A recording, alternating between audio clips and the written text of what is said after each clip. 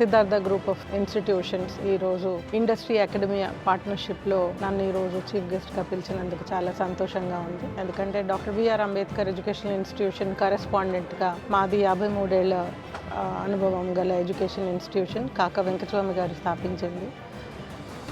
Visakha industries and doctor BR Ambedkar educational ఇన్స్టిట్యూషన్ని represent చేస్తూ ఈరోజు ఇక్కడ ఉండడం చాలా సంతోషంగా.